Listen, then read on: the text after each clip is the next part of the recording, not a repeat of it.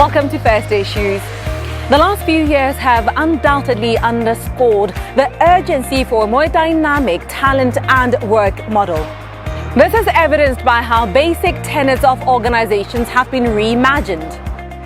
Think of how in recent years the human capital market language has evolved to such words as labor becoming talent. Hierarchies become networks of teams, competitors have become ecosystem collaborators, and so on and so forth. The same can be said about how functional roles within companies are also changing. Take, for example, the human resource or the HR arm of an organization. Gone are the days when HR was only perceived as an administrative function, but instead it is recognized as a strategic partner that can significantly influence a business's ability to adapt, to grow and thrive.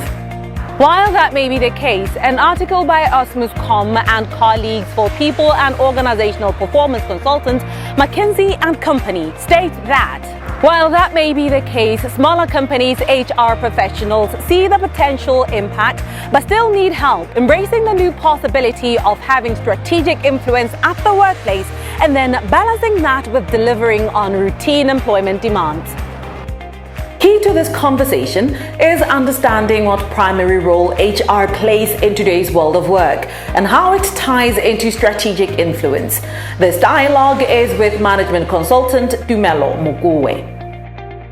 Tumelo, thank you so much for coming on First Issues and affording us your time. We're here today to talk about how HR professionals can embrace strategic influence. Firstly, let us understand, in an organization, what is the most basic function of HR? Thank you very much for the opportunity. I think one of the things that I really need to say is that we find ourselves in a position where HR is taking a major shift.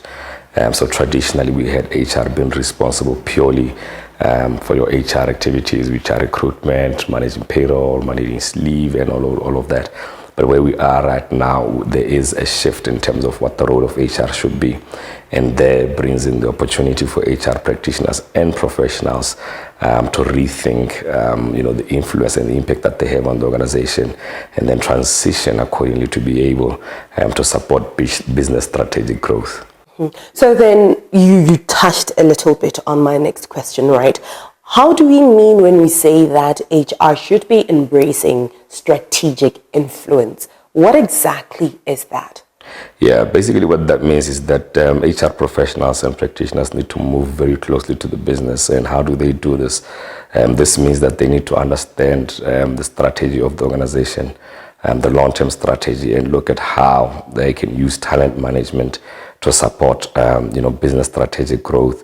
So it means that they must have a firm grasp of what the strategy is about, and then start to think innovatively about what they need to do to ensure that they support the strategy, and that is through talent management. And that is really the center stage of what this transition to the new world of HR looks like. The other thing that HR practitioners can do is to embrace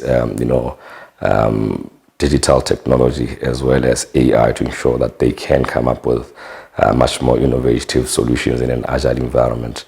Data-driven decision making is one key important area. How do we use available data to help the organization to make decisions?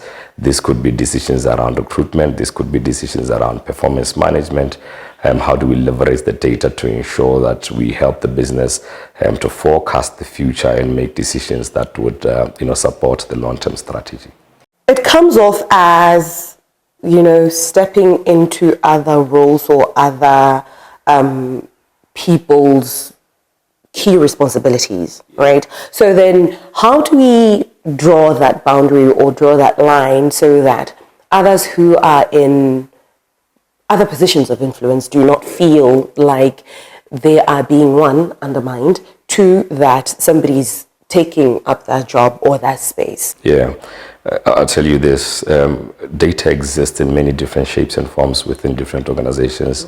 And whilst traditionally you used to have maybe your management information teams that would run the numbers, crunch the numbers, and then give you the output to help you do that. Similarly, we have seen technology fast forward some of those things to ensure that the systems that we use, the HR information systems that we use, can also harvest a lot of data, and then that would help you give you insights in terms of what is really needed to do. So there is not necessarily any conflict that is being presented there, and at best you could rather have collaboration where you actually work with the existing MI teams to ensure that they help you refine your data sets, and they help you to be able to unpack the data, especially when you are now talking issues of data mining, where the data is actually huge, and you need someone who's properly qualified in that area to help you do that. But the reality of the matter is that the HR information systems that we have now in play actually allow us as HR practitioners to scale up a little bit and just ensure that we understand what the data means, are able to talk to it, but most importantly interpret it for reporting purposes to management.